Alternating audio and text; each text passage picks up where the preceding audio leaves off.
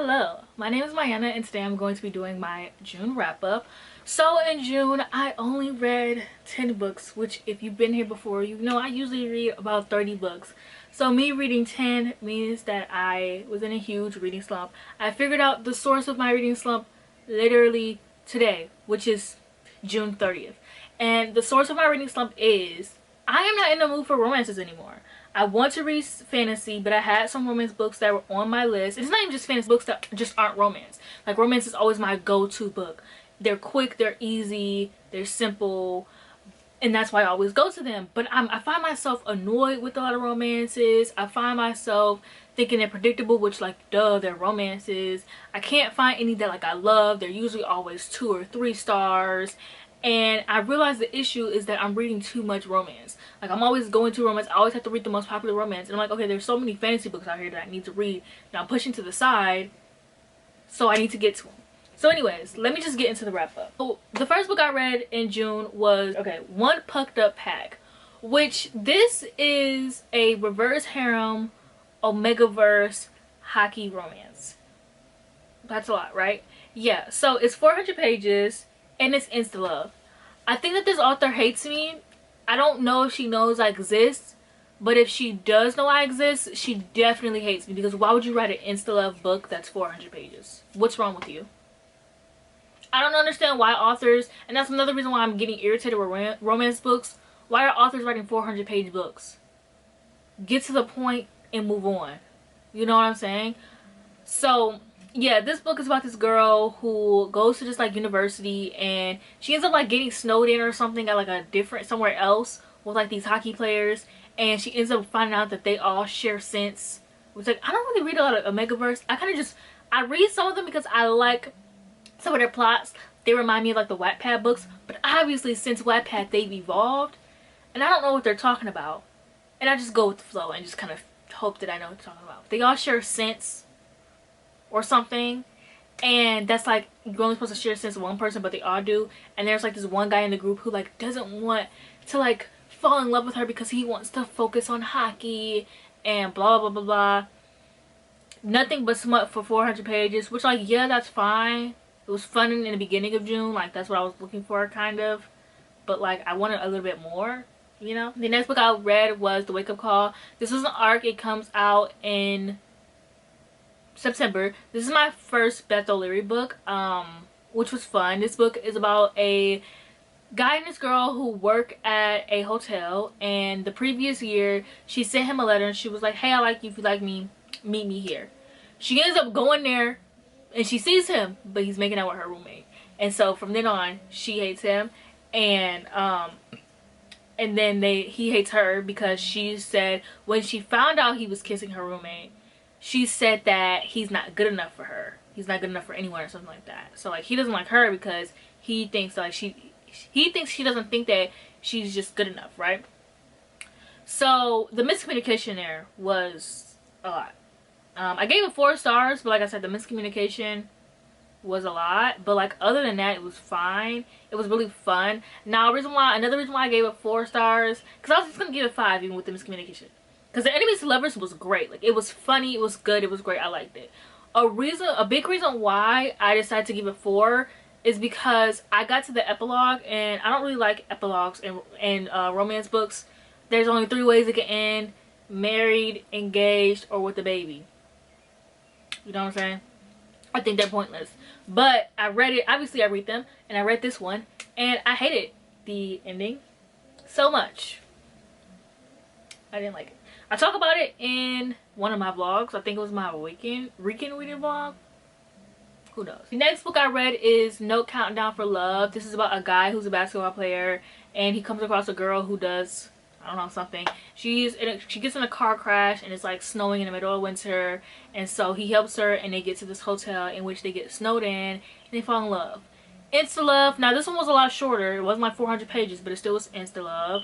I didn't really care too much about the main girl character, and also this about the perspective of the man, which I don't really like romances that do that. Like, I don't want the perspective from the guy, okay? And also, this isn't a critique or anything, but this book takes place snowed in a hotel, and the cover is them on a basketball court. That doesn't make sense to me, but whatever. So yeah, I gave it 3 stars. I thought it was fine. I didn't love it. I wasn't obsessed. I realized a lot of these books I gave 3 stars. Next, I read Practical Magic, which I watched the movie last September. I became obsessed with it. I made it my whole personality, which, I mean, it was already my whole personality before I saw the movie. You know, very like cottagecore, witchy. That was already my personality. So did I make it my personality, or was it already my personality and the movie just fell into my hands?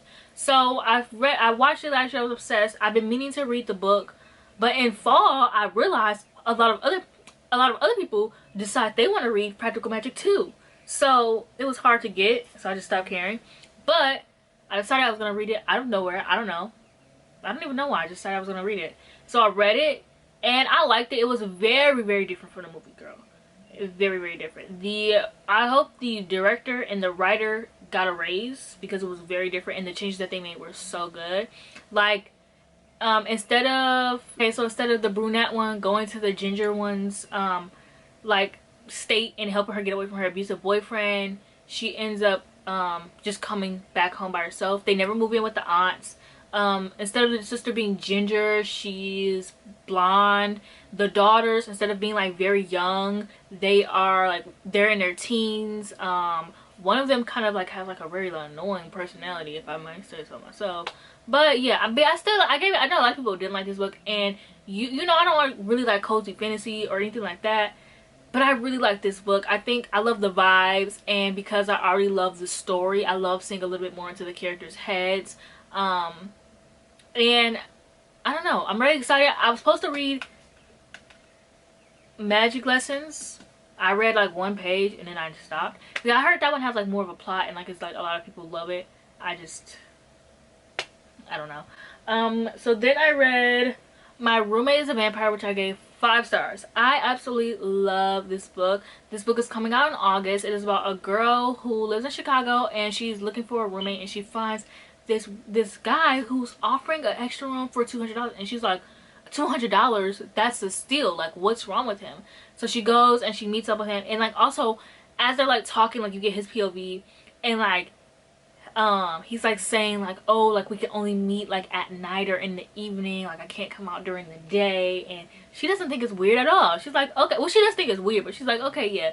She checks it out, she decides she likes it, she moves in. And then the guy's perspective is, he's obviously a vampire, but it's so funny, like showing that he's a vampire, like the things that he Googles, the things that he says to his best friend, like it's just hilarious. And also like the things that he says to her, when she doesn't realize he's a vampire, she thinks it's so funny because she's like, oh, like that's just a sense of humor. Whole time he just doesn't know for real. Like it was absolutely hilarious. Like I was sitting in my room giggling all night long. Like I loved it. I had to give this book 5 stars because there's not a lot of rom-coms that actually be funny. Like, you know, I think a lot of the times like these rom-coms don't know that rom-com stands for romantic comedy, and this book definitely had the comedy. And then I read Witch King, which I didn't care for. I gave it 2 stars. I don't even remember what it's about. I'm so sorry. Yeah. But I do know like it had like a lot of plot and stuff. It had a lot of stuff going on. It takes place in like 2 different timelines, and it follows a guy who's like dead. But I just didn't really care for it. I didn't really care about the characters. I didn't care about the main character a lot. It's crazy because usually I'm the type of person who's like, oh, I need at least plot and not characters, and then I get a book with that and I'm like, I don't really care for it. I didn't really like it. I didn't have a lot of fun. I was really disappointed. I was very disappointed. I read The Nanny, which I gave 3 stars. This is about a girl who goes to nanny for this guy, and then she ends up finding out that she also like used to like do like OnlyFans type of stuff, but like neck down, and she ends up finding out that he used to watch her videos and he was her biggest fan. And yeah, I thought it was like fine. Honestly, I only gave it 3 stars because I thought the smut was cool, and I like that there was kind of smut throughout the book. Like from the beginning, it wasn't really smut, but there was like spicy scenes, like there's like scenes of like their previous calls and stuff like that. That's the only reason why I gave this book such a high rating, because I did not care about the couple. I think that they really lacked in chemistry. It was kind of like a friends to lovers type of situation, which I already don't care for. And like, if you're gonna do friends to lovers, at least make them have been friends before the book started, you know what I'm saying? So I really don't like when it's just like seeing them become friends and then fall in love, and it's like, I don't care. If I wanted that, I would just experience real life, you know what I'm saying? When I read romance, I want something fun, something cool, something to make me giggle, you know? Right, You're Not Supposed to Die Tonight, which I also gave 3 stars. Is about this is like a camp horror story. It's about a girl who, like, it opens up, it's about a girl who goes to work at a camp every summer, and they play this game of like the final girl or like the serial killer or whatever, and someone's a serial killer and they gotta kill everybody, and you know, they have a final girl, and the book starts off with them playing the game, and it was so funny. It was so funny because you don't realize that they're playing the game in the beginning of the book. So like, you're thinking it starts off with them being hunted, and I remember they were like, oh, what about Sarah? And somebody was like, leave her ass, and I was giggling. I made a tweet about it. The tweet got like 1,000 likes. It was absolutely hilarious. But I ended up like not really loving the book. It does get the vibes of Fear Street 1978, which, like, you know, that's my favorite Fear Street movie. I loved it.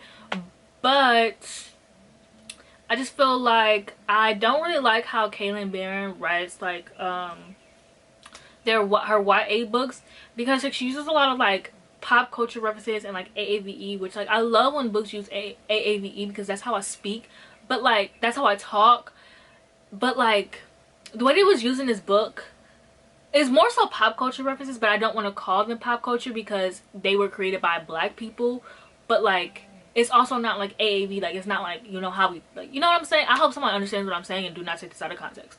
Oh my gosh. But basically, essentially they're pop culture references, right? And she does this all the time in her books, and it's kind of like, to me it always was just like, oh yeah, this character's Black, like, yeah, remember this character's Black, I remember you're reading a Black character, you know what I'm saying? And it's like, I know that, you know? And like, it just takes me out of the book, okay? That's my main problem, is it takes me out of the book. First of all, pop culture references take me out of the book, period. But pop culture referencing a horror really took me out of the book. And then also there wasn't like a lot of like gore. There wasn't a lot. Oh man, my shirt's coming undone. There wasn't a lot of like gore or anything. So yeah. And the ending was pretty cool. Yeah, okay, and then I'm down to my last 2 books. So then I read The Hobbit. I'm trying to get back into my fantasy era, and I don't even know how. And so I was like, you know what, I'm gonna read The Hobbit. I own the book. I want to sit down and read it. So I sat down and read it. I thought it was fine. It's just like a little fun adventure book. Follows Biblo. Cat hair every fucking word, dude. Yeah, so it follows Biblo on a journey with his dwarves to find treasure, and I thought it was like fun. I gave it 3 stars, so I thought it was like pretty decent. It just like wasn't like all of that. And I read it first because a lot of people are like, oh, this is like the middle grade version, like it's like a middle grade way, and I was like, this is an easy way to enter it. But like, I just thought it was okay. I like the vibes, I like the aesthetic. Like, I mean, I feel like you look at me, you think like I would love Lord of the Rings. Like, I love fantasy, very much cottage core, you know. You would think I would love the Lord. I love the aesthetic of it, but it's just like the book itself is just like, okay. Oh, there was so much singing. Oh my gosh. I was listening to the audiobook, and every time I thought they was done singing, they just started singing again. And I was like, god damn, this is a lot. But other than that, I thought the book was like really fun. I gave it 3 stars. So, you know, I'm moving on to Lord of the Rings, so check out my July. Hopefully, who knows, I might not read it, but essentially I want to read it. But yeah, I got a book I owned off because I haven't read a book I own in months. So I finally got my physical TBR down. And then lastly, I read That Summer Feeling. Me and Jake read this for our book club, our 2 people book club, which is literally just a buddy read, but it's a book club with just the 2 of us, and one person picks a book, you know, every other month. So we started off with That Summer Feeling, and then next month is his pick, which is Camp Slaughter. But anyway, so yeah, That Summer Feeling. I picked up this book. I saw it at Barnes & Noble. I remember briefly seeing something about it somewhere, I don't know, and I just, you know, I thought it was sapphic. It would be the perfect choice for Pride Month, which I only read 2 sapphic books this month, which is a disappointment, but I only read 10 books, so it's fine. But yeah, so this book is about a girl who, the beginning of the book starts off with her getting married, and then the first chapter starts off with her being divorced, and her sister are going on a week-long camp trip to like a cabin to like experience what they never got as a child, because their parents never let them like go on like camping. So they end up like going as adults together, and she's running across like this guy who like she used to be like in love with, and his sister's also there, and she ends up falling in love with his sister. So yeah, I thought it was okay. I just thought it was like insta love, and also I thought that the characters read very young. They're supposed to be like 30. They read like very young, like kind of childish. But yeah. Also, I was like literally almost done with the book, and I realized this book had like, they were like, she was like, oh yeah, you're my girlfriend. He's like, oh, so we're girlfriend now. And then I looked at the chapter, and it was like day 5, and I was like, what? I don't know how I missed that the chapters had the days. But all of that in day 5, I was like, oh yeah, this is insta love as hell. But other than that, I thought the book was really fun. Like really fun, like summer read, like to give it that camp vibes, because that's kind of like what I was looking for. And I love that it was like camp for adults, because I've always wanted to go to a camp when I was younger, and I couldn't go for similar reasons, like just because my parents like never really. First of all, I didn't like asking for things as a child, but yeah. So that is it for my June wrap up. I'm really excited for my July reading. Check out my summer TBR to see like what books I'm gonna maybe read. Probably not, because I suck at TBRs. But yeah, thank you for watching this video. Don't forget to like, comment, subscribe, and I'll see you guys in the next one.